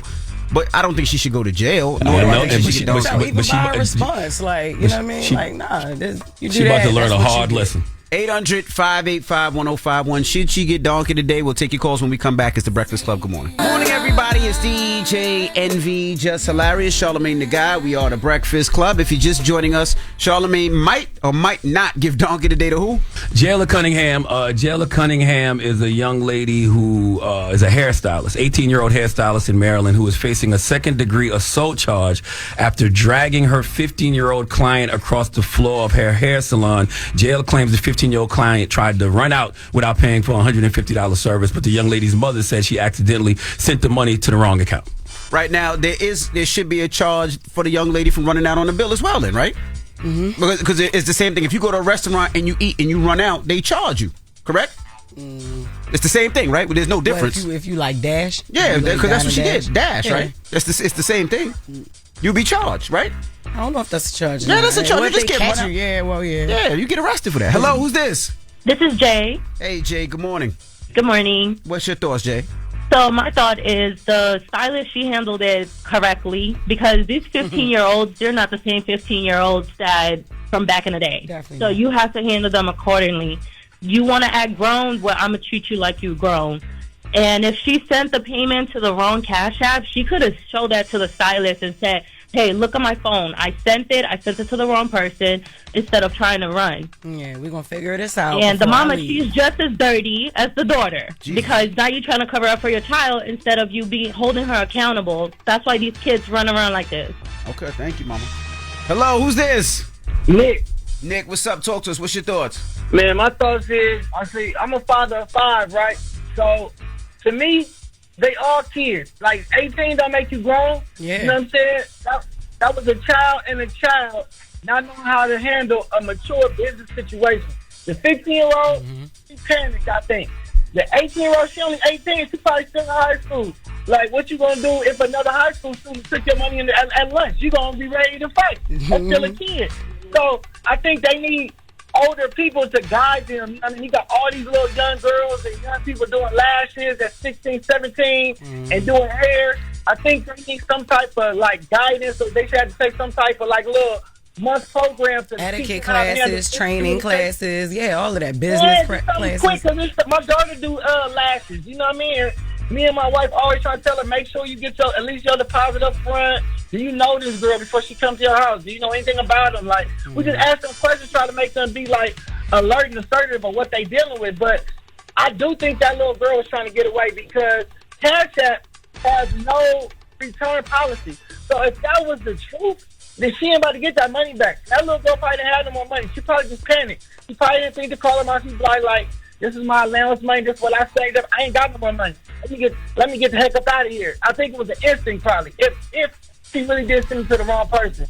And the other girl, she's only 18. You ain't finna play with me. I'm gonna see you at school on Monday. I'm gonna get you at school too. One day. Either way, I'm gonna see you on Monday. But she didn't think it might be a mistake. She's thinking this girl trying to play me. Right. I think she did. Right. Thank you, brother. All right, Charlamagne, you got about, 9, 10 calls this morning? What's your thoughts, man? The jury doesn't want Jayla to get donkey of the day. But, as a business owner, you can't carry yourself like that. You still have to be responsible for your actions. And, we keep saying she's 18, which is true. She's not emotionally mature enough. But in the eyes of the law, she's an adult and a business owner. Now she's going to get sued because they are the teenagers' mother already got the girl a lawyer. Now she already got a charge. So it's going to cost her way more than $150 to get out of this situation. But y'all don't want her to get donkey today. So she's not getting donkey today. All right. I wish it would have ended, a lot easier than that. Because, like you said, $150 ain't worth none of this. And I'm sure that's the whole point. All of us would have gave $150 just so both these girls wouldn't have to go through the court system and all that BS. I get it, but like from an 18-year-old perspective, somebody running out on my business is probably happening again before. This is my bread. I just spent 4 hours doing your hair. I get it. What you talking about? And that's why us as grown people are here to communicate these things to the younger generation. Like the dude that called and said these people should have some type of ethics classes, before they open a business. Yeah, but that's why we're here to teach the next generation. And this should be a teachable experience for other young entrepreneurs. You can't move like this as a business owner. You just can't. It's a teachable experience for both of them. Now she probably won't run out no more and Jayla won't be dragging nobody else. Yeah, but it's also difficult, right? Like, would you pay your barber before you get a cut? Would you pay your hairdresser before you get a cut? I wouldn't. No. Yes, to. it don't. Hell But no. talking about, Jess, don't most hair salons take a deposit? Oh yeah, take deposits, yeah, but I'm not paying Yes, you full on. for You know this what I mean? reason. Before, yeah, but no, they require, and if you cancel anything, you can't even get that The back. deposit back, yeah. Yeah. But the reason that most people don't want to pay up front because if you mess up my hair, I got you. Well, that's why it's a yeah. deposit. Yeah. You pay a deposit. Well. All right. Well, we got the latest with Lauren coming up. What we talking about? And DDG dropped a song. He said he just want to see his son. Damn. Okay. We'll get to that next. He It's just the, had him, yo. We always got him. It's the Breakfast Club. Good morning. The Breakfast Club. Morning, everybody. It's DJ NV, Jess Hilarious, Charlamagne the Guy. We are the Breakfast Club. Let's get to the latest with Lauren. Lauren be coming with straight facts. She gets them from somebody that knows somebody. She gets the details. I'm the homegirl that knows a little bit about everything. And She be having the latest on The latest with Lauren LaRosa. Sometimes she have facts, sometimes she have details, sometimes she have a little bit of everything. Well, it's the latest. On the Breakfast Club. Talk to me. oh shoot, I be It's waiting all for that. you, boo. Nah. Latest with Lauren. It's all you. Take it away. So, switching gears real quick because we're just like laughing, joking. Just really quick, I broke a story over the weekend. If you guys are not following me outside of Breakfast Club, make sure you follow me at Lauren LaRosa, Twitter, Instagram, because we, the latest keeps going 24 hours. Angie Stone. So we knew that she would be having 2 services. There's going to be one in Atlanta, Georgia on Friday, March 14th, which is open to, public, friends, family as well. And then Saturday, March 15th, she's having another homegoing service in her hometown of Columbia, South Carolina, which is private. But over the weekend, I was able to release some details on the performers and the guest speakers who will be involved in the services. So on the list, we have Tyler Perry, who will be speaking. Kirk Franklin will be performing. The Angie Stone Memorial Choir under direction of Ricky Dillard, Anthony Hamilton, the Walls Group, Kiki Wyatt, Tamala Mann, Music Soul Child, Q Parker, Stout. So I just wanted to, make sure that we show some love and just let you guys know what's about to happen, because there were details circulating about who people thought were going to come. So yeah, absolutely. Yeah, so that'll be going down this weekend. I also too quickly wanted to say rest in peace to Dwayne Wiggins, the founding member of Tony Tone, who also, it was announced that he had passed away over the weekend as well too from bladder cancer. So our legends are, Tony, yeah. Yeah, getting up out of here. But shifting gears. Jesus Christ. Yeah, they're transitioning, Lauren. Yeah. Lauren said they're getting up out of here. I mean, they're transitioning. When Dwayne Wiggins passed away this weekend, literally I was like, man, like I know that people are getting older and the transition is happening, but it feels like it's all happening at once. Like it's but do you look at the cause of it too? The bladder cancer and all. It's just that's a bigger message for people to just take care of themselves. Yeah, try to catch problems head on before it gets worse. Yeah, it feels like it's like every day at this point. I know. You could tell her age because she said Tony Tone. It's Tony. Tony. The last one has an E, but it's Tony. It has a mark over it too, but I didn't think that was a thing. You thought it was Tone? No, I just thought it was Tone. Oh, okay. Tony has done it. It feels good. Nah, feels good. Let's move on though, because you ain't getting it. You still looking like, no, it's Tone. No, I didn't know the beginning of the song, and then when you said feels good, I knew that part of it. Yes. Okay, but also too, I didn't know how incremental he was in Beyonce's career. I learned that over the weekend too. Did you know that? No, tell me. Yes, they signed Destiny's Child. Yeah, he's the reason why we have Destiny's Child and Beyonce. He took them to get their first deals. So her mom and dad, showed him some love over the weekend as well. So we're all learning here. Okay, now switching gears, Doechii. I love Doechii to death. Of course, I know that's my girl. Yo, she first of all just killed Paris Fashion Week. Popped out with Lauryn Hill after that. But Lil Cooch was out. Yeah, it is what it is. Though my bad, I had to yell at. It went with the outfit though. It was amazing. Yeah, I was like, okay, it was great. Little bald cat. Yeah. But Doechii was, she sat down and did an interview, and she was on First We Feast, and she's with her DJ Miss Milan, and they're talking about red flags and just asking each other questions. Let's take a listen to Doechii's biggest red flag when dating. What's my biggest dating red flag? Is it being on the DL? It's so crazy. I was gonna say men.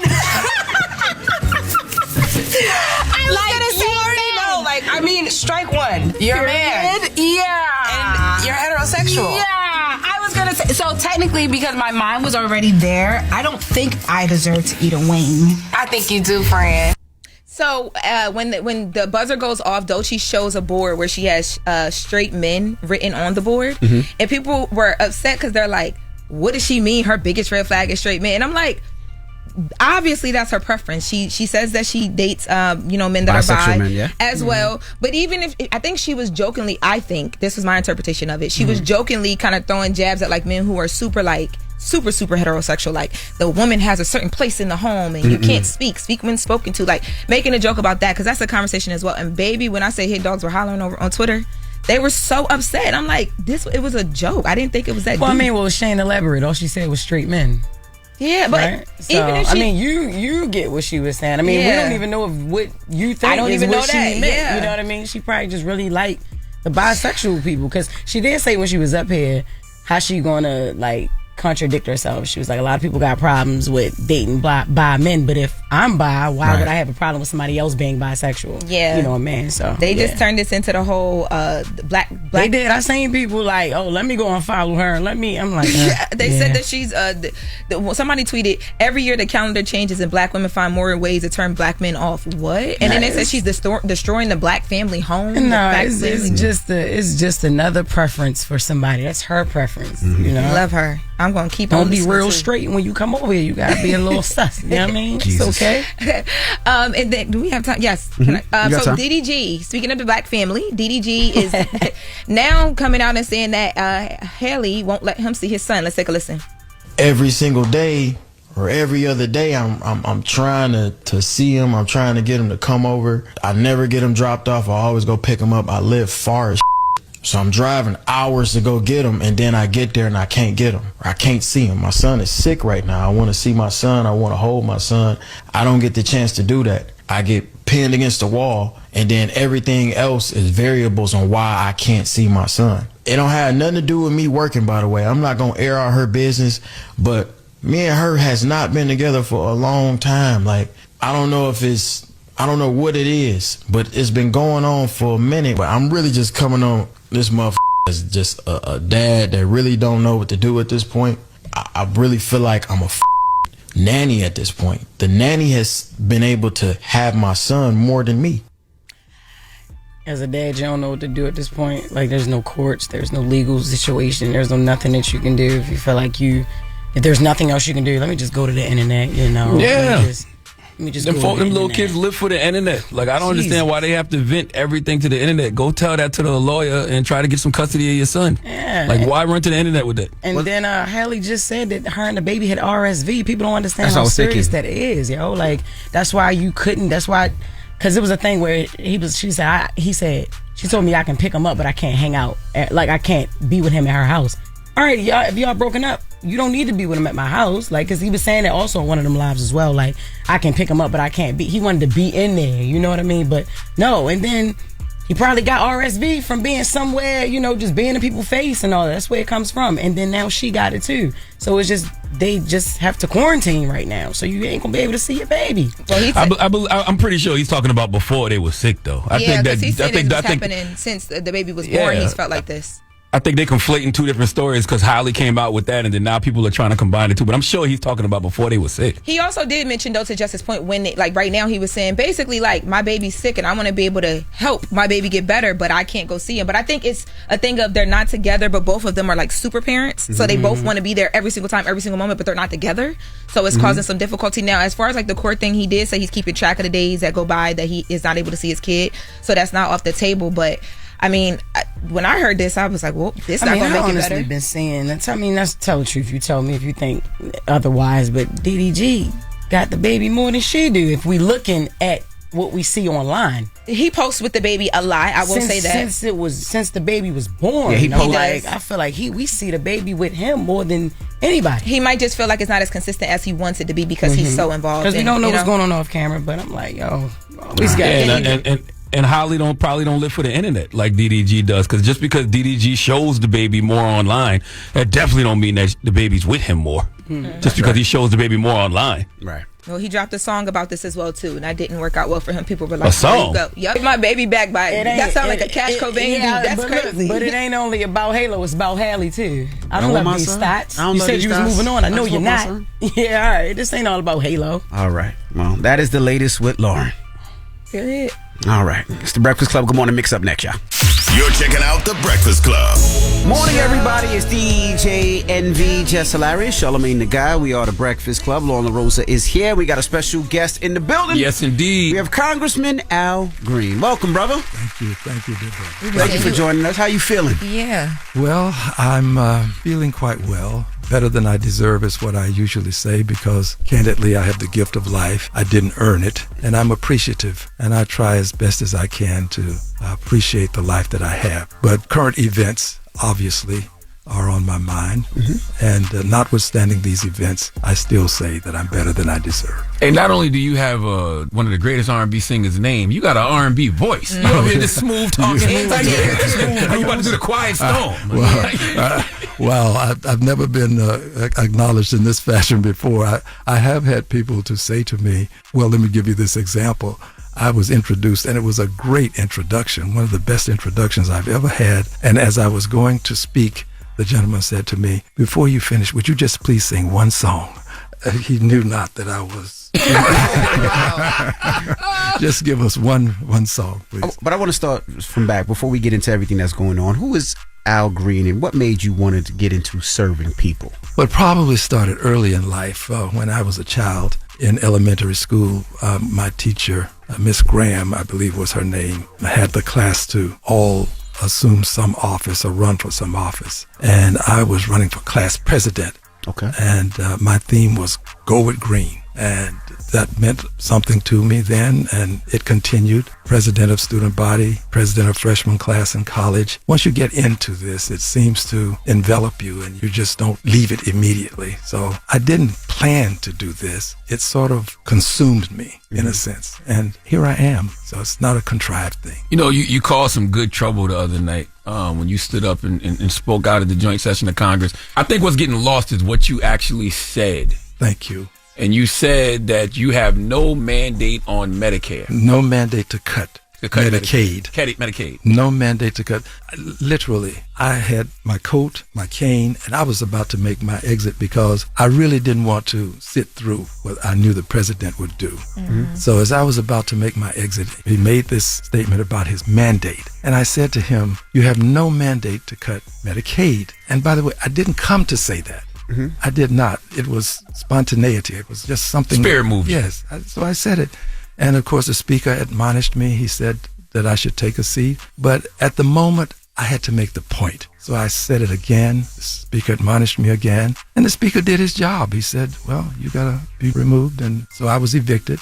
And by the way, the officers who evicted me were very kind. They didn't say anything to me that was out of order. They were very kind to me. But it didn't matter to me what the consequences were. And I've shared this with other people. John Lewis and I were friends. We talked about this notion of peaceful protest. And a part of it is not just getting in the way, as he put it. You have to get in the way. You have to be disruptive. People are not going to like you, some. But when you do this, you have to also be prepared to suffer the consequences. So when I did it, I was prepared to suffer the consequences, and I'm prepared now. But that doesn't mean that I'm going to like the consequences. You can be prepared to suffer things that you don't agree with. I don't agree with what happened, but I was prepared to suffer because Medicaid means so much to so many people. 1 in every 5 persons with insurance in this country is covered by virtue of Medicaid. And if we lose Medicaid, we're going to lose lives. The president, by and through his agents in Congress, issued a mandate, we passed legislation, to cut $880 billion from the committee that has jurisdiction over Medicaid.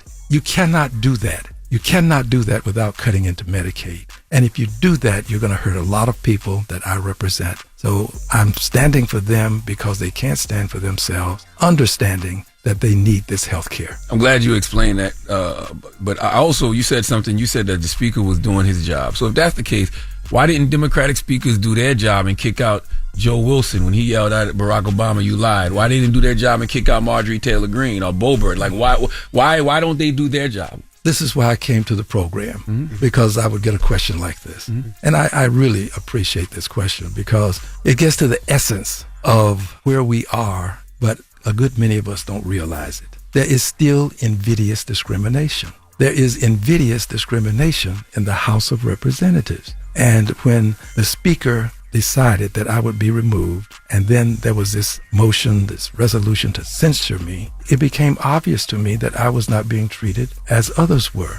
And candidly speaking, it is invidious discrimination, harmful discrimination. I don't agree with that, but I was willing to suffer that because I knew that I had to get that message to the president and put this issue before the public, because the public has not grasped what's going to happen if Medicaid is cut.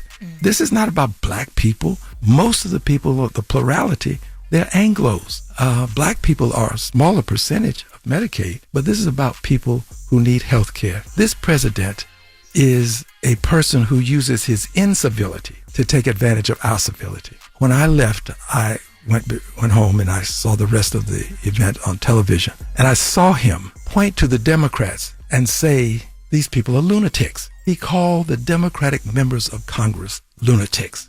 Now that is incivility. He will not be punished for that. He's not going to be sanctioned. He's not going to be reprimanded. He's not going to be censured. He does this with impunity. I believe that we have to meet incivility with incivility. I have to be prepared to suffer the consequences, but I'm prepared to meet his incivility that he uses to demean people. We have to use our incivility to uplift people. I think that at some point, even if nobody stands with you on some issues, they are so important that if nobody stands with you, it is better to stand alone than not stand at all. Now you talk about consequences. Yes, sir. What are the consequences for what you...